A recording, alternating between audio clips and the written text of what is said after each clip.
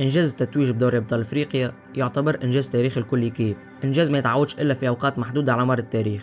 وبالنسبة لطوال الإنجاز هذا جاء بعد شقاء وتعب كبير، غياب الاستقرار الفني، ميزانية محدودة ونحس في الفينالات. كان حبيت نلخص طريق لطوال للشامبيونز ليج الأولاني متاعها بجملة بارك تنجم تكون كان ثورة الشباب.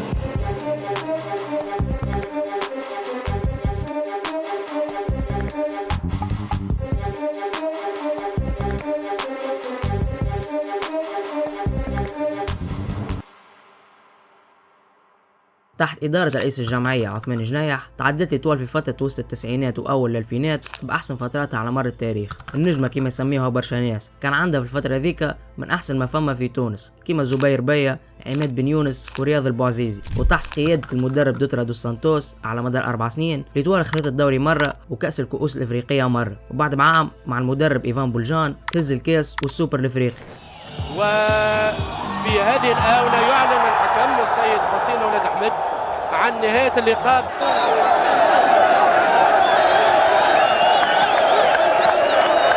قبل كل شيء مبروك للملاعبية والجمهور المسؤول الإتوال. ثانيا ظهر لي استحقنا البطولة من الموسم، احنا الأولانيين ما فماش علاش باش نخرجوا من السباق. وثالث أهم حاجة اللي باش يهز اللقب لازم ننتصر على المنافسين المباشرين، واحنا ربحناهم، ربحنا الترجي، ربحنا الافريقي، وربحنا اليوم صفاقس وذهاب وإياب. ظهر لي كل مواصفات جمعيه باش تهز البطوله. مقابلاتنا اللي حشنا بهم كل ربحناهم من غير حتى شيء، يعني استحقينا البطوله، وان شاء الله نكدوا هذايا في المقابلات الجايه ان شاء الله. في اواخر عام 1998 بالضبط 1 جويلية 1998 لطوال الدعم لاتاك متاعها بجوار جديد سيلفا دوس سانتوس، وطلوع اتاكون جديد من الجونيور زياد الجزيري، وتحت قيادة المدرب جين فرنانديز لطوال تواصل النجاح القاري متاعها. والعام ذاك اللي هو 1999 لطوال تهز الكونفدرالية الافريقية بعد ما ربحت بسباقية البنطوات ضد الوداد 1-0 في تونس وخسرت 2-1 في المغرب. حاول باش يتعدى وترجع للبرقي، يسدد البرقي وجانبيه ممتاز القذف من البرقي، مطلوبين التسديدات من بعيد في لطفي. وكرة قيس الزواغي ترجع من الدفاع ومازال الهجوم لصالح النجم، وتدخل من الدفاع والتسديده من قيس الغضبان. كبير ياسر، نقص المسانده سانتوس، والتوزيعه من جديد وصبري الأيدودي والهدف، الهدف الاول ممتاز، الهدف الاول لصالح النجم رضا الساحلي في وقت ممتاز. يجم يفرهد النجم الساحلي ويخليه اكثر يشارك للهجوم ويخليه منظم. هذا يدل باش يعطي منعرج اخر للمقابله ان شاء الله. توقيت كما قلت لطفي 25 دقيقه لعب بالضبط، 25 دقيقه لعب. يظهر لي الامور تسهل اكثر امام النجم رضا الساحلي تو. وفي هذه الاونه بالضبط يعلن الحكم الليبي السيد عبد الحكيم الشلماني عن نهايه المباراه بفوز النجم بهدف مقابل 0. 3 لاعبين تونسيين، الهمامي، عماد المهدبي وسانتوس. خطأ عليه الحكم كوتشيا وهو عند مشاريف مربع العمليات. دائما سيدتي وسادتي التعادل السلبي بين الطرفين في لقاء اياب كأس الكاف بين الوداد البيضاوي ونجم الساحل التونسي. وراء التنفيذ هناك قيس الغضبان اللي تتميز بتنفيذ ضربات الاخطاء، وايضا اللاعب عماد المهدبي. قيس الغضبان هدف للاعب قيس الغضبان كما شرط بانه تنفذ بطريقه جميله ضربات الاخطاء.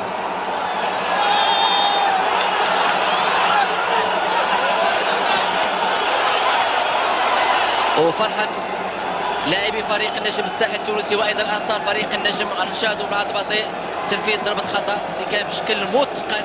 مباي اللي مازال ما شفناش في هذه المباراه، عنده الكره الخارجيه اليوم مباي غادي يعمل مباي تمرر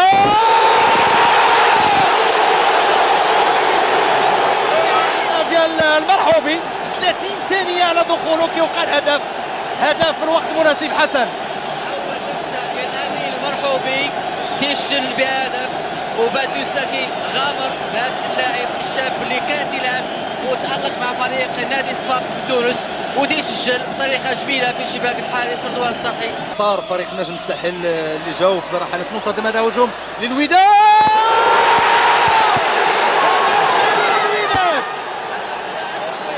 تسديده النخوي لكي يدخلوا كي منح الهدف الثاني.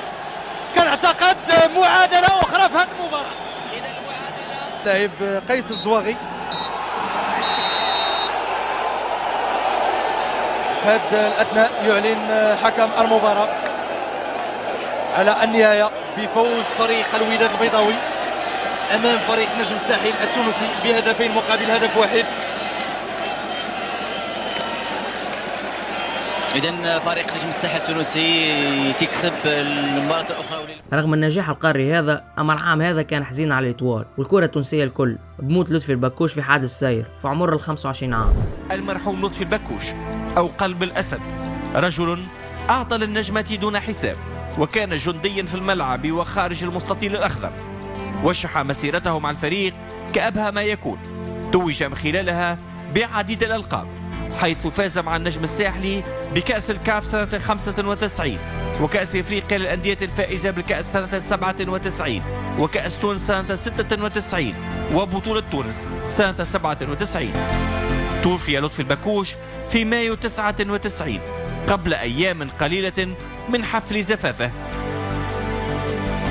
رحم الله ابن النجم الذي حتى وإن غادر هذا العالم فإنه بقي في ذاكرة كل من أحب النجم الساحلي. عام 2000 تدخل الإطوال الكونفدرالية كمدافع على اللقب متاعها وتعمل رقم قياسي العام هذاك، واللي هو أكبر انتصار للنادي التونسي في بطولات إفريقية، 11-1 ضد شنغال الموزمبيقي.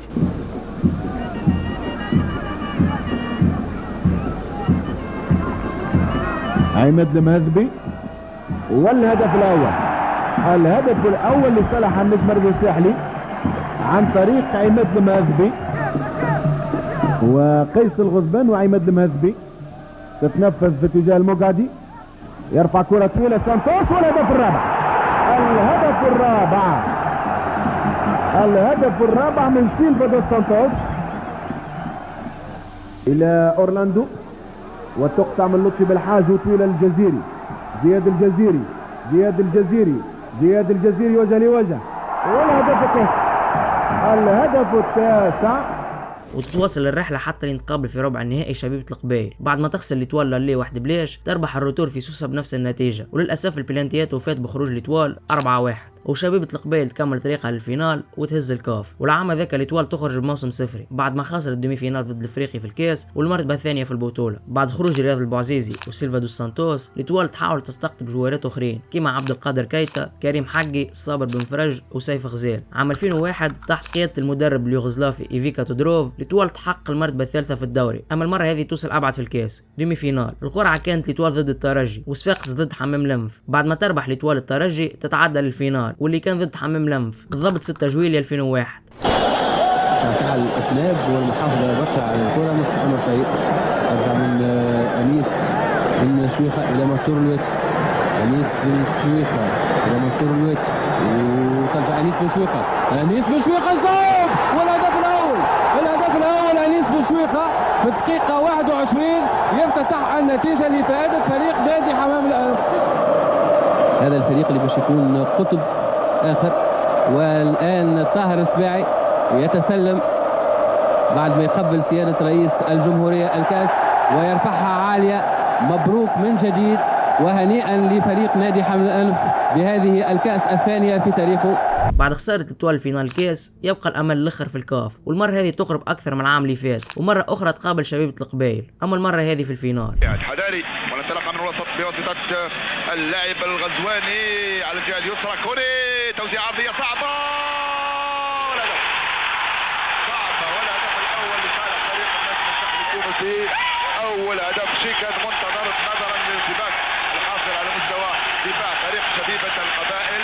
بعد ما تربح الإطوال ماتش للي 2-1، حلم الرجوع على الألقاب الإفريقية اللي غاب لمدة عامين بدا يقرب حتى لين تلعب ماتش الروتور. مليحة ناحية الدوب منير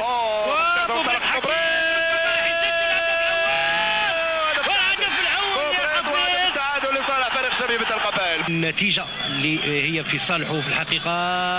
مليحة ناحية الدريوي والهدف الثاني من كيتا عبد القادر. هدف ثاني من كيتا عبد القادر وخطأ في المراقبة من دفاع شبيبة القبائل انضم في التنفيذ بن دحمان والناس داخله القائمه الثانيه ودريويش والهدف لصالح فريق شبيبة القبائل، الهدف الاول لصالح فريق شبيبة القبائل بعد مرور 27 دقيقه لعب سائر في نهائي كاس الكاف، ويفوز فريق شبيبة القبائل بكاس الكونفدراليه الافريقيه لكره القدم. وللأسف للمرة الثانية في ظرف عامين شبيبة القبائل تكون عقدة لليتوال وتحرمها من زوز تروات كاف، وكالعادة للسيزون الثانية ليتوال تخرج بموسم صفري بعد وصولها لزوز فينالات في زوز مسابقات مختلفة. تيوح النيفو متاع ليتوال قاعد يزيد عام بعد عام، وسيزون 2002 مرة أخرى مدرب جديد برنارد كازوني، وفي نفس الوقت خروج واحد من أهم الجوارات عبد القادر كايتا، وانتداب واحد من أحسن المواهب الموجودة في إفريقيا في الفترة ذيك طارق التايب اللي تظلم برشا في ليبيا وقرر يبدل الوجهة اللي كانت ليتوال. السيزون هذه ما تبدلش فيها برشا حاجات على العام اللي قبله، مرتبة ثانية في البطولة، والكاس العام هذاك ما تلعبش بسبب تصفيات كاس العالم 2002. وفي الكاف ليتوال تخرج من ربع النهائي ضد تونار الكاميروني بس بقية الهدف خارج الديار. والسيزون اللي بعدها 2003 كانت صعيبة برشا، مرتبة ثانية في البطولة وخرج من ربع النهائي في الكاس ضد الترجي. اما المرة هذه ليتوال توصل ابعد في كاس الكؤوس الافريقية، فينال ضد جوليوس برجر النيجيري وماتش للي في نيجيريا. كرة عادية جدا لهجوم جوليوس برجر، صعود رأسي لألويزا أعلى من الدفاع، ثم سيأتي جون إيزي 1-0 بصفة مبكرة لصاحب الكأس النيجيري. إيداهار يسدد ويغالط أيمن المثلوثي بعد نجاحه ضد الفريق الرواندي وأمام بلدية المحلة المصري. من جديد هداف جوليوس برجر في هذه الكأس الإفريقية كلارنس إيداهار. بعد ما خسرت ليتوال 2-1 في نيجيريا الامور مش تكون صعيبه برشا في سوسه، اما الحاجه اللي علمتها لنا الكوره انه ما فيهاش حاجه مستحيل. هذا الدور النهائي رقم 6 على صعيد مختلف في المسابقات، والثاني من نوعه في كأس الكؤوس اللي كان فاز بها سنة 97. خير باش يعتمدوا كأساسي، محاولة لصالح النجم الرياضي الساحلي زبير بيا والهدف الأول، الهدف الأول يا الله. أوبياكور إذا أول محاولة جدية للنجم الرياضي الساحلي، أوبياكور يحط الكرة في الشباك. سيف غزال في تنفيذ ضربة الجزاء،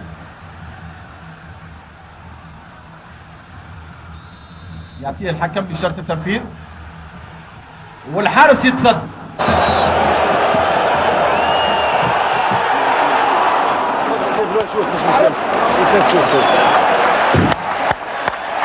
عشرين تتنفذ ضربة الركنية لصالح النجم الرياضي الساحلي زبير بيه، التصويب وفرصة الهدف الثاني والهدف الثاني ممتاز يا أوبياكور. قيس الزواغي التصويب والهدف الثالث، أوبياكور مرة أخرى. 3 أهداف مقابل 0. الهدف اللي كنا نستناو فيه أوبياكور فعلا، ثلاثية لهذا اللاعب. والحكم الزيمبابوي تانكواريما يعلن عن نهاية المباراة. مبروك لتونس، مبروك للنجم الرياضي الساحلي كأس الكؤوس الإفريقية. صحابي عاونوني بالكدا وقت اللي ضاعت البلنتي، يشجعوني، وكنت الحمد لله يا ربي كنت عندي ثقة كبيرة برشا في صحابي باش يعوضوا ضربة الجزاء اللي ضيعناها، وأمنا كنا الناس كل الحمد لله يا ربي، ونشكر الجمهور هذا كل كان. وما نعرفش ما نتصورش كان الجمهور نجم نعطيه أكثر من هيك. حضرنا مليح فهمت، ولعبنا على إمكانياتنا ولعبنا الهجوم وعرفنا شنو نحبوا بالضبط وصلنا الحمد لله يا رب. تعبتكم برشا المباراة؟ تعبنا برشا، خاصة معناتها الضغط النفساني هو اللي تعبنا برشا، مش المقابلة في حد ذاتها. الحمد لله قدرنا باش نفرحوه وباش نرجعوا من بعيد الحمد لله. السيزون اللي بعد 2003-2004 عبد المجيد الشتالي ياخذ زمام الامور ويقف على تدريب ليتوال، وبعد خروج جوالات مهمين كما زياد الجزيري، ليتوال المره هذه تحاول تركز على الجارديانات عكس العوام القبل اللي كانت مركزه فيها على الاتاك والوسط، وتجيب اوستين ايجيدي اللي كان عمره 20 عام والبلبولي اللي كان عمره 19 عام. والسيزون هذه بدا مشروع الاستثمار في الجوالات الصغار اكثر، ومعدل الاعمار كان 24 عام على عكس العوام اللي قبل وقت كان فوق ال 26 عام. العام هذا ليتوال تلعب شامبيونز ليج وتوصل للجروبات، خاطر السيستم قبل كان تصفيات، ومن التصفيات هذيك ترشحوا 8 كيبات برك، ومنهم يعملوا زوز مجموعات. مجموعة إيطوال كانت انيمبا، افريكا سبورتس وبيج بولتس، وتوفا بترشح لإيطوال في المرتبة الأولى وانيمبا الثانية، والمجموعة الثانية تترشح الترجي وAS جان دارك. في الديمي فينال لإيطوال تربح AS جان دارك وانيمبا تربح الترجي. ماتش اللي يتقرر انه يتلعب في سوسة 4 ديسمبر 2004. ربع ساعة لعب بعد القائم سيأتي هدف ضد مجرى المباراة، هدف مشكوك في شرعيته. يوسف محمد تمهيد من اليمين، تسديدة غير مؤثرة من دافيد تنتهي على إيميكا نوانا. مساعد الحكم رفع الراية قبل أن يغير رايه. الحكم الجزائري تردد كثيرا، عناصر النجم احتجت. لحظة مهمة جدا مع إيميكا أوبارا، يتلقى كرة من حكيم البرقي، رقم 3 أوبينا يستعمل يديه وضربة جزاء. كرة القدم لا تسامح، بالخصوص المادة 14 المتعلقة بالأخطاء من منطقة ال 18 متر. يتولى تنفيذ عماد المهذبي. آخر هدف للمهذبي في رابطة الأبطال يعود لأول لقاء للفريق في أفريل. عماد المهذبي كثير الحركة في الجهة اليمين، توزيعة على المقاس لكانديا تراوري. ارتقاء عالي جدا أسبق من الجميع، رأسية كانديا تراوري 24 عام فقط، ابن أبيجان. 2-1 خارج ملعبنا في نيجيريا. ديما يبقى انتصار في نيجيريا، يبقى انتصار وفما فرصة، فما فرص. الفوز طبعا مبسوطين منه، أفضل من الخسارة. يعني عشنا أفضل من التعادل والخسارة طبعا، وكل شيء مازال ممكن، ونحضروا احنا ضربات جزاء. رغم اللي يوفي الماتش بروح لإيطوال 2-1، اما النتيجة كانت تخوف، فرق بونتو ومازال الروتور في نيجيريا 12 ديسمبر 2004. Qui est un pays de plus de 125 millions d'habitants, le Nigeria. Attention à cette reprise de la tête d'Anoumnou. Alors on réclame une faute de main du côté d'Enimba et voilà, penalty. Bon alors penalty certes discutable, mais il a été sifflé et c'est Vincent Enyama qui se présente face à Austin Ejide. Duel de gardien, le contre-pied parfait pour Vincent Enyama qui permet à Enimba d'ouvrir la marque et de mener 1-0. Tif, le gardien de l'Étoile sportive du Sahel, Omoladé avec Mouri Ogunbi, la frappe de Mouri Ogunbi pour le 2-0. Le but qui est bel et bien accordé alors qu'Austin Ejide demandait une position de hors-jeu pour l'Étoile sportive du Sahel. Alors attention, Zoubir Baya est un très bon frappeur de coup franc. Il y a du monde également dans le domaine aérien avec Zouagui Kaïs qui réduit la marque. Le coup de tête du numéro 14 tunisien Zouagui Kaïs qui permet à l'Étoile sportive du Sahel de revenir à 2-1 et de remettre les deux équipes à égalité sur l'ensemble des deux rencontres. بعد ما كانت النتيجة ماشية لصالح انيمبا 2-0، قيس الزواغي ماركي ويعدل في مجموعة زوز ماتشوات ويخلي جمعيته في الماتش حتى للبينالتيات. Allez, c'est parti, le premier frappeur d'Enimba qui prend à contre-pied Austin Ejide, cette frappe d'Ezoba de Didi Mohamed.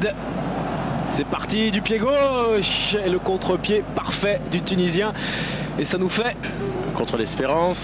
C'est parti, le contre-pied également. Tranquille hein. Pour Moussa Aliou. Aye Nougba. Il l'arrête, quelle parade superbe d'Aye Nougba et le pari payant pour l'instant de l'entraîneur Okaye Mordi. L'impeccable d'Aye Nougba. 2-1 pour Enimba. Et 3-1, il a failli. C'est parti un petit peu molle cette balle, il s'est jeté du beau côté. Détermination dans les yeux d'Aye Nougba. Traoré face à Aye Nougba en force. Ça passe pour Candia Traoré qui ramène l'Étoile sportive du Sahel à une longueur. Ce sera 4 sur 4 de leur côté. Le contre-pied à chaque fois. Imparable, la petite danse derrière. Déjà décisif car si Aye Nougba arrête la tentative tunisienne, c'est terminé. Il n'en est rien. Tout le sang-froid qui a pris beaucoup d'élan, il est sorti du champ. C'est parti, c'est frappé en fond, c'est au fond. La Ligue d'Afrique des Champions offerte à Enimba par son capitaine Waneri, 2-1 à l'issue du temps réglementaire, 5-3 à l'issue de la séance des tirs au but. وكالعاده الماما افريكا ديما بالمشاكل نتاعها اللي ما توفاش، حتى بعد ما ربحت نيمبا جمهورها يهبط الاستاد ويتاكيو جوارات ليتوال. عام 2005 ليتوال كالعاده تحاول انها تقوي الافكتيف نتاعها بجوارات اصغر في العمر، رضوان الفالحي 21 عام وياسين الشيخاوي 18 عام، وما نساو زاد خروج واحد من اهم الديفونسورات كريم حقي. العام هذا في البطوله في الجورني قبل الاخرى ليتوال وصفاقس كان عندهم نفس النقاط 55-55، اما صفاقس الاولى بحكم عندها اسبقيه في الاهداف المقبوله والمدفوعه، والطريقه الوحيده اللي تخلي ليتوال تهز البطوله خلاف خساره صفاقس ولا انها تتعادل هو انه صفاقس على الاقل تربح 1 بلاش في ماتشوها ضد باجا، ليتوال تربح 5 بلاش ضد الكرم واللي هي حاجه صعيبه برشا، وما صار شيء من هذا. صفاقس تربح 4 بلاش وليتوال تربح 2 بلاش، وتوفى البطوله بفرق 5 بنتوات لصفاقس. على المستوى القاري ليتوال تتعدى التصفيات وتتيح في مجموعه فيها الزمالك بموساس والترجي، وتترشح منها هي والزمالك، والمجموعه الثانيه تترشح منها الاهلي والرجاء. دومي فينال ليتوال والرجاء يتيحوا ضد بعضهم، وماتش للي مش يكون في المغرب. À la reprise dès la 59e minute, l'inévitable Emeka Opara réussit à devancer Chedli pour ouvrir le score. بعد ما ربحت ليتوال ضد الرجاء في المغرب الامور ولات اسهل نسبيا في تونس، اما باقي ما وفى شيء وكل شيء نجم يتقلب. طلعت الاكابر تلقى خوك وخوك هو قائد فريق، ربما معني يبجلك على الاولاد الاخرين. والله يبجلني فيش معناها باش يبجلني بالضبط، حد سؤالك خاطر يبجلك هذه فيها برشا معاني تنجم تكون. والله يعاونني اكثر من معناها يبجلني، معناها حتى في الدار يحكي لي على الاجواء وسورتو في الماتشات الكبار كيما ذوما. احنا الحاجه اللي باش امتزنا بها السيزون هذه اللي الجروب كل مع بعضنا يعني لحمه واحده. دون بون طبيعه فما كوميم خو فما شويه تبجيل. كيما هكا حاجه كيما هكا ساعات ما يعيطش عليه هو، ساعات يفيقوا هو اكثر شويه في التيران، اما لا كنا مع بعضنا وكنا اخوات. هداف الذهاب إيميكا معاقب، الحسن كويفوغي غير مؤهل قانونيا ضمن لائحة الكاف. سيكون هناك لطفي سلامي على يمين الدفاع. سي مجيد 35 دقيقة لعب توا والنجم قاعد يقبل في اللعب. قاعد يقبل في اللعب، قاعدين نحافظوا على نتيجة دار البيضاء أكثر من نحاولوا باش ندعموا نتيجة دار البيضاء. والطريقة الدفاعية للرجاء ذكية جدا، تلاحظوا يلعبوا بعد 40 متر عن مرماهم حتى يبعدوا مهاجمين النجم. أمامكم الدقيقة 64 كرة ثابتة للنجم، وهذه المرة الشقيقة الأكبر لعائلة الزواغي سيصنع حدث. ذكاء وخبرة قيس الزواغي عندما شاهد مرمى الرجاء مفتوح في يسار الحارس مصطفى شادي. بعد ما ربحت ليتوال الرجاء اللي وروتور، ليتوال مش تقابل الاهلي اللي في الوقت هذاك عباره تحكي على ليكيب ناسيونال نتاع مصر، عصام الحضري وائل جمعه محمد بركات عماد متعب واكيد محمد ابو تريكه، وماتش اللي تقرر انه يتلعب في سوسه تاريخ 29 اكتوبر 2005. Got it back again now. He might try one from distance here. That wasn't a bad effort that by Rahman. That has looked questionable. And a high ball decides to stay on his line. And he got lucky. And obviously enough for another substitute to be made. No, there isn't. That is the final whistle. بعد ما وفى ماتش اللي 0-0 الامور مش تكون صعيبه برشا في مصر، نحكيو على استاد القاهره وواحد من اقوى اجيال الاهلي في التاريخ. ويلعبها على طول بركات، واخدين بالهم منه او بيلعب عليه شاكر الزواغي، ووراه لوط صابر بيلعبوا لابو تريكه، خدها لنفسه المره دي وعماد متعب بيتحرك له وشاطها جول يا ولد يا تريكه، خدش باله منها اوستن حارس المرمى، وتقدم الاهلي 1 بهدف جميل جدا جدا. يا ولد يا ولد يا ولد محمد عبد الوهاب، محمد عبد الوهاب اوفر وسامحوا جوه جول، لعبها قصيره على طول تاني لحسام عاشور، حسام عاشور لعبها لبركات، بركات بركات بركات بركات بركات بركات بتسمعها هوبا الله الله الله الله بركات يا ولد يا لعيبه كبير قوي، الله جول يا بركات. بعد خسارة فينال الشامبيونز ليج هذا ثالث فينال قاري تخسر ليتوال في ظرف 4 سنين. خسارة فينال الكونفدرالية 2001 ضد شبيبة القبائل، خسارة فينال الشامبيونز ليج ضد انيامبا عام 2004، وخسارة أخرى في فينال الشامبيونز ليج ضد الأهلي عام 2005. وفي العام اللي بعده اللي هو 2006 صار تغير كبير في ليتوال، من رئيس الجمعية اللي ولا معز دريس ومدرب جديد بازداريفيتش، وجوارات جدد أصغر في العمر جيلسون سيلفا، موسى ناري، محمد علي نفخة وأوغومبي. العام هذا ليتوال تلعب كاف، والسيستم كان وقتها زوز جروبات يترشح منهم كان الأول، وبعد طول يلعبوا فينال. وقتها ترشح ليتوال والجيش الملكي، وماتش للي مش يكون في المغرب. أما الحاجة اللي لازم نرجعوا لها اللي المدرب بازداريفيتش يخرج في 11 افريل 2006، واللي كانت قبل الجولة الأخرى في البطولة، ويجي في بلاصته فوزي البنزرتي 11 افريل 2006. بعدها النجم مسك بزمام الامور ونجح تكتيكيا في غلق كل المنافذ بفضل الفورمه الكبيره لياسين الشيخاوي وقوه موسى ناري ومحمد علي نفخه في التغطيه الدفاعيه رغم الاندفاع البدني المفرط للفريق المغربي. 33 دقيقه نتابعوا هالعمل الممتاز لياسين الشيخاوي وامداد من احسن ما يكون لجيلسون، وهالاخير بكل برود الدم يسجل الهدف الاول والسادس ليه في مسابقه الكاف. الهدف الاول اخر دقيقه في الشوط ابناء اسطنبولي كادوا يعدلوا النتيجه، ركنيه من اجدو، عكسيه من سيف غزال، والشيخاوي في كل مكان ينقذ الموقف على الخط النهائي. ابراهيم الرياحي وفي اول توغل ليه يوزع المثلوثي يلمس الكره، وصابر بن فرج يسجل الهدف ضد مرماه 1-1 والتوقيت 70 دقيقه. الوقت البديل وكرة المقابلة للنجم نشاهدوا المجهود الفردي للاعب ياسين الشيخاوي، لكن تصويبته مر محاذاة للقائم وهدف ثاني يضيع. 1-1 نتيجة إيجابية، لكن واجب الحذر في لقاء الإياب، مع العلم أن النجم للمقابلة العاشرة على التوالي لا ينهزم على النطاق الإفريقي. بعد ما وفى ماتش للي 1-1 في الرباط، النتيجة تعتبر باهية وتعطي أسبقية لليتوال بحكم الهدف خارج الديار، وماتش الروتوري تلعب 2 ديسمبر 2006.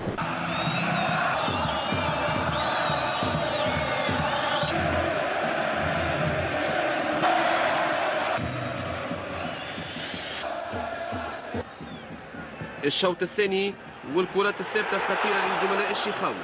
محمد علي نفخة في أول نهائي مخالفة على القائم الأيسر للحارس الجرموني، نفس وضعية الشوط الأول وتصويبات متوسطة ميدان النجم. الجيش الملكي سحب لقب 2005 لعب الكل في الكل في أواخر المباراة لمعاضدة الهجوم في الكرات الثابتة. فريق المدرب اسطنبولي سجل هدف في الوقت البديل بواسطة الجعفري وإلغاء من الحكم الأفريقي الجنوبي بينات بعد رفع الراية من المساعد الأول توكو. إلغاء الهدف رفقته تصرفات متهورة وغير مسؤولة من لاعبي ومرافقي الجيش الملكي، والخروج على الميثاق الرياضي وأجواء لا تمت بصلة لنهائي وعرس أفريقي.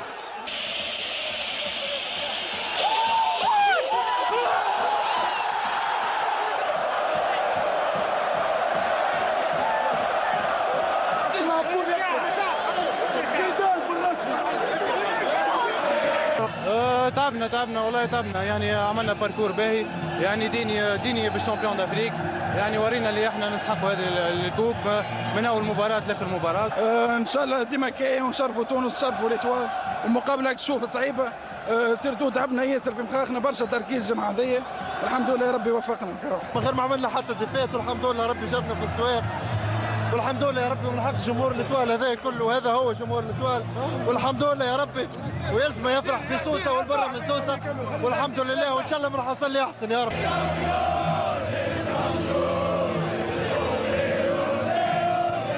تيتر جديد يتزاد الليتوال ويعتبر دفعة معنوية للجمعية كاملة، وبالذات الجوارات اللي كان أغلبية أعمارهم ما تفوتش ال 25 عام. أما مازال مش الهدف اللي كانوا يستناو فيه عندهم سنين. عام 2007 تحت قيادة فوزي البنزرتي ليتوال كالعادة عام بعد عام تستقطب جوارات ما أكثر. عمر جمال 19 عام، عفوان الغربي 26 عام، وأمين الشرميتي 18 عام. السيزون هذه ليتوال تهز البطولة اللي غابت عليها لمدة 10 سنين، بطولة غابت من عام 97 حتى ل 2007. بعد ما توفى البطولة أهم بطولة ما زالت متواصلة، الشامبيونز ليج اللي بدأ مع بطولة بطولة 2007 ووفيها مع أول بطولة 2008. وقتها يصير قرار غريب من الإدارة، إقالة فوزي البنزرتي ويجي في بلاصتو برتران مارشان. المهم ليتوال تترشح من الجروب متاعها هي والاتحاد الليبي، والجروب الثاني تترشح منها الأهلي والهلال السوداني، وليتوال تقابل الهلال السوداني في الدومي فينال، والماتش الأول مش يكون في السودان 21 سبتمبر 2007. تنقل في أخطر مهمة في أكبر مسؤولية في هذا الموسم أمام الهلال السوداني. جودوين يعطي الكرة لكوريس كيلاتشي، جودوين يعتمد بالكرة وتدخل من الدفاع وكرة خطيرة والتسديد وهدف التعادل. هدف التعادل للنيجيري جودوين. بركان ينفجر في ملعب عبد الرحمن.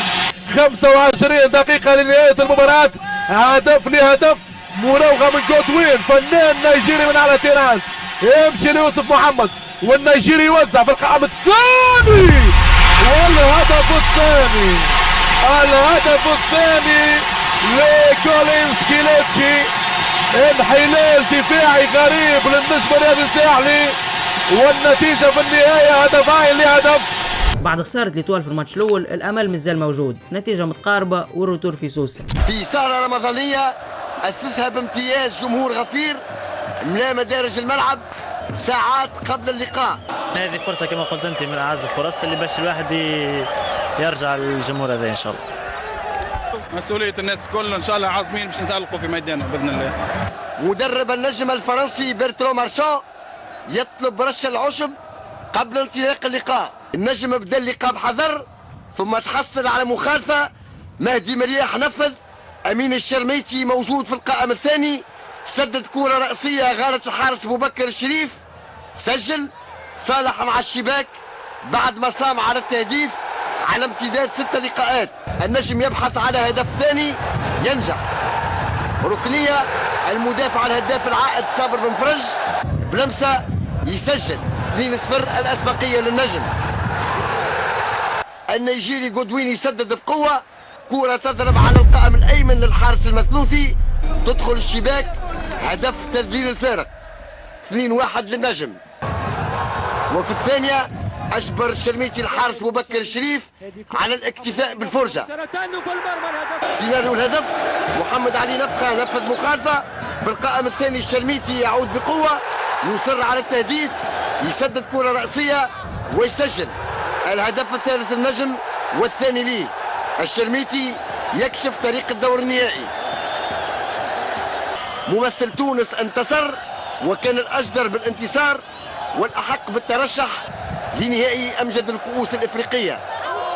مبروك وحظ سعيد للنجم الرياضي الساحلي. بعد ما ترشحت ليتوال الفينال التحدي ولا أصعب. الأهلي اللي قابلت ليتوال عامين التالي في نفس الماتش والكلنا نعرفوا قداش كانت النتيجة. المهم ماتش اللي مش تلعب في سوسة 27 أكتوبر 2007. الرحمن الرحيم. حضرات المشاهدين الكرام، أهلا وسهلا ومرحبا بكم في هذا الموعد التاريخي المنتظر والمرتقب، نهائي بطولة افريقيا للأندية البطلة كأس رابطة الأبطال الإفريقية 2007 بين العملاق القاهري حامل اللقب النادي، وشيء ليس غريب على جمهور النجمة الساحلية.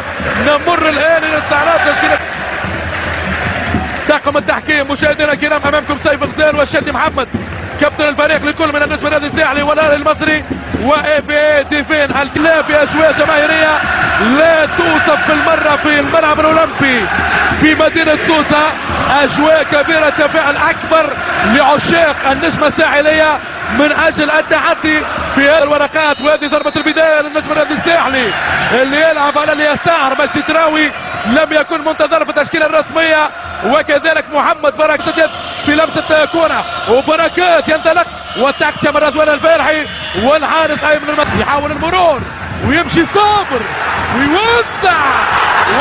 جيلسون قادر على الاختراق، هاو جيلسون يمر يراوغ ويوسع وكرة مرتدة. قصير القامة كبير الإمكانيات وهفوة كبيرة من وائل جمعة ويتقدم والتسديد. محمد بركات يوسع بالقائم الثاني، وايمن المثلوثي يطلب الاسعافات. محمد علي نفخه كوره في القائم الاول استلمها جيلسون سيلفا اللي حاول المرور. جيلسون يوسع، تستتم الكوره بشادي محمد وفي الكعب الثاني وانتعاشة ساحلية مع نهاية الشوط الأول. سيف غزال والكرة لمحمد بركات اللي مر والحكم يتابع اللقطة وماذا يقول؟ الحكم الكاميروني إذن يتوجه رويدا يخرج مشاهدينا الكرام ليبقى النجم الرياضي الساحلي منقوب. هذه الإعادة والحكم استمد القرار من خلال المدافع الأخير وهو مهدي مريح. وفي هذه اللحظة بالذات يعلن الحكم الكاميروني عن نهاية المباراة بتعادل سلبي 0-0 بين النجم الرياضي الساحلي والنادي الأهلي. بعد ما تعادلت إتوال في سوسة الأمل بدأ يتلاشى بشوية بشوية، ونعرفوا في الفينال اللي قبله كتعادلت إتوال مع الأهلي في اللي شنو صار في الروتور. واللي زاد طيح من الأمل أكثر هو إنه بعد ماتش اللي إتوال تلعب ضد الملعب التونسي بعد ب4 أيام من الماتش متاع اللي وتخسر 1 بليش. يعني بالمنطق كيفاش إيكيب خاسرة في استادها ضد الملعب التونسي مش تربح الأهلي في القاهرة وفينال شامبيونز ليج. المهم يجي التاريخ الموعود 9 نوفمبر 2007. لقاء العودة يبدأ الآن في استاد القاهرة، هو في استاد النادي الأهلي. حضور تقريب أقل من 50 بتفرج على خلفية أنه الدرجة الثانية لم يتم استعمالها وفتح الجمهور على خلفية، واعتبارا أنه بعد غد مصر ستكون عاصمة الرياضة العربية من خلال دورة الألعاب. على بركة الله ينطلق الهجوم بتسديدة خطيرة وكاد تكون في المرمى، خاصة أن رهانها كأس العالم، بينما خطيرة فرصة. برافو المثلوثي، كورة هي الأخطر للكورة مرة ثانية. هدية ممكن متعب، حذاري من متعب، خطيرة. بوتريكا يتقدم، كوراته ديما ممتازة. فلافيو شوف الخطورة، فلافيو خطير، خطيرة ملعوبة المتعب، فرصة والعارضة مرت بسلام. يا الله يا الله يا الله يا الله. المرة القادمة يعرجون سيد الحكم أرجوك لما تكون مخالفة مثل وفرة الشرميتي امنحها لأنها واقع ولأنها موجودة، لأنه الكورة ممكن تفرق. كورة ضاعت من هنا، كورة اتلعبت من هناك.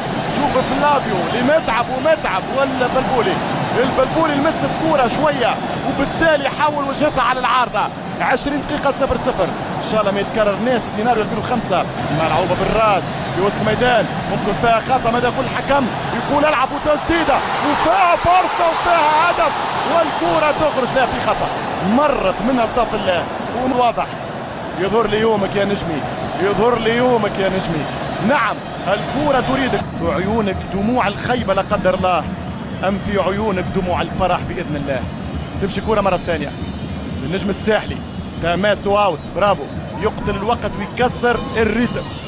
لو أنا نحب صراحة هدف النجم، لأنه حتى لو تحسب وتقول ونوصلوا ضربة جزاء الأهلي عنده حسام الحضر يحسم كل الركلات، إذا يلزم نسجل. وتمشي كورة ممتازة، ممكن هي الضربة والجول والهدف الأول والهدف الأول.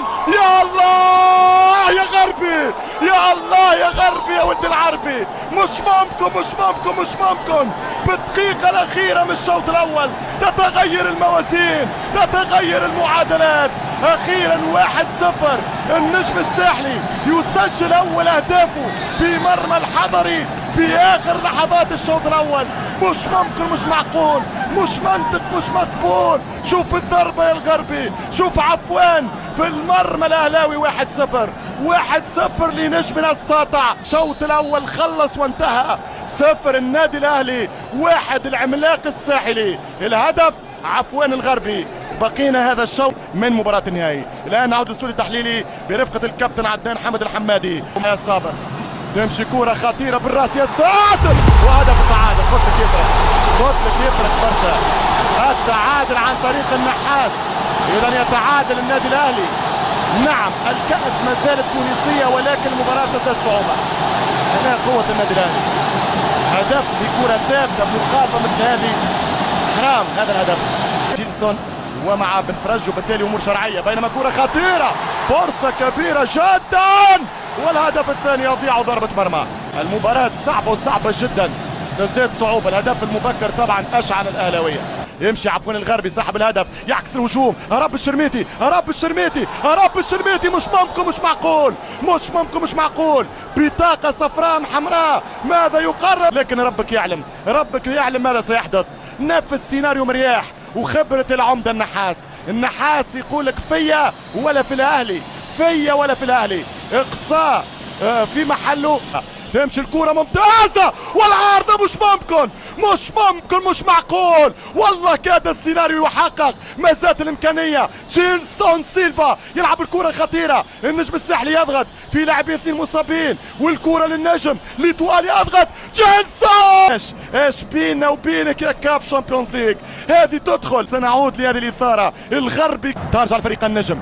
الامكانيه الامتلاك خطيره جدا، النجم الساحلي في كره ممتازه، كره المباراه. ولولا الحظ هذا العام فريقنا يستحق. تضحك في الخاتمه والخواتيم، ويمشي الانطلاق. العب له شرميتي لا القائمه الثانيه ودريويش.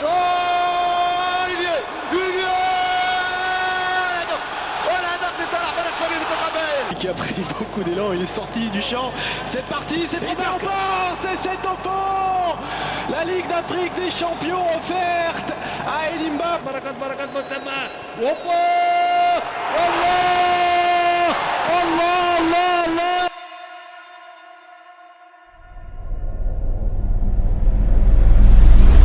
خلص.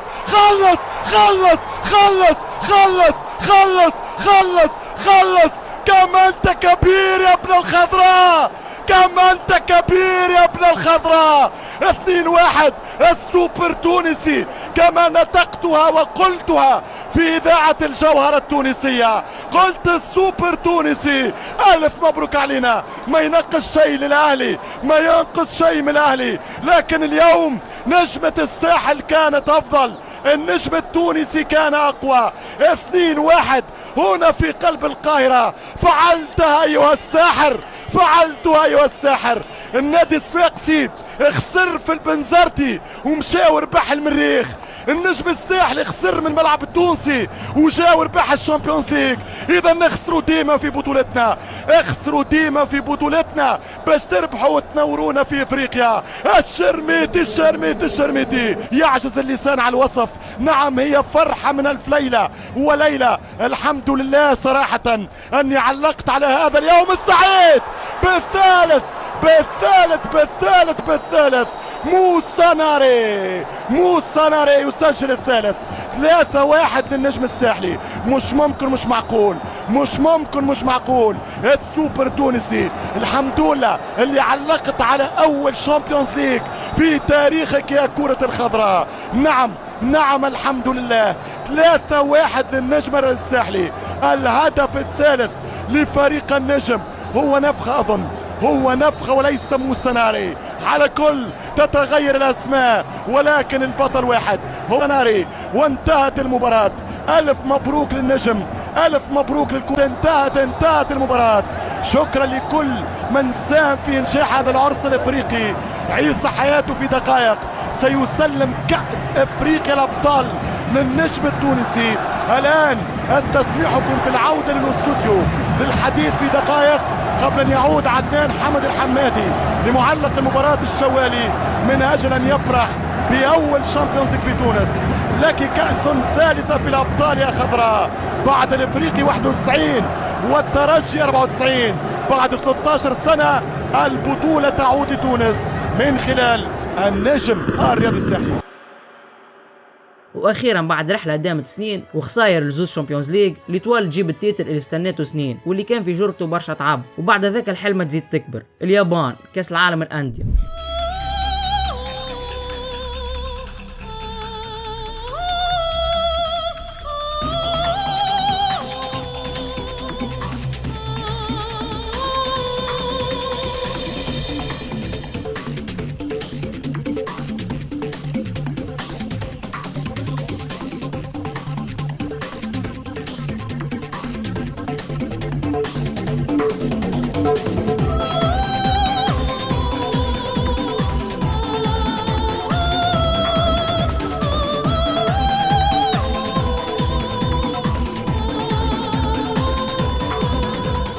ماتش ليتوال الاول كان ضد باتشوكا اللي وفاه بربح ليتوال 1 بلاش بونتو موساناري دقيقه 85. وفي الديمي فينال تلعب ليتوال ضد بوكا جونيور ويوفى الماتش بربح البوكا 1 بلاش، الحاجه اللي خلت ليتوال تقابل اوراوا الياباني في تحديد المرتبه الثالثه. وللاسف ليتوال تخسر في البلانتيات وتاخذ المرتبه الرابعه بعد اوراوا بوكا جونيور والميلان. رحله ليتوال اول شامبيونز ليج لها والمشاركه في كاس العالم للانديه تعتبر قصه كفاح واصرار لتحقيق حلمه. تاكد ان الخدمه والتعب والشده اكيد مش يكون بعدهم فرحه، والارث هذا مش يبقى بصمه في تاريخ الكره التونسيه والافريقيه.